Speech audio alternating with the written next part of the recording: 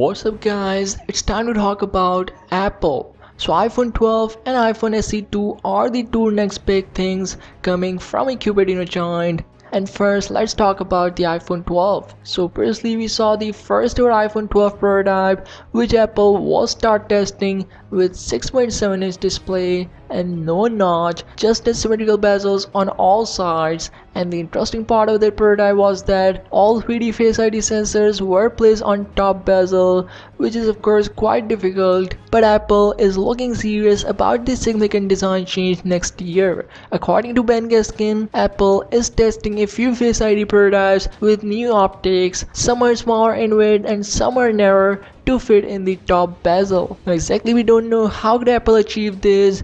As concept creators said, to fit Face ID sensors, they have to shrink the size of the sensors a lot. And according to some early rumors, next year Apple could use a new Face ID components which will enable a faster and more secure system that can be used from different angles even when the phone is lying flat on a table. Now this isn't confirmed. Apple is just testing the notchless iPhone right now. So definitely subscribe for more upcoming news on that. And if Apple will successfully implement notchless Face ID, then it could only happen in 2020's Pro variant. The successor of the iPhone 11 will still retain notch, which could be smaller, but next year Apple will finally use OLED display into all 2020 iPhones, and the only iPhone 12 Pro Max will feature a full screen in-display fingerprint scanner. I've talked about the Apple's in-display fingerprint scanner in this video, so do check that video out if you want to. As for the other things, so iPhone 12 series will also have a more boxier look, kinda like of iPhone 4 instead of this curvature. And according to Ben Gaskin, the revamped frames will be paired with wider antenna lines along the bottom, top and sides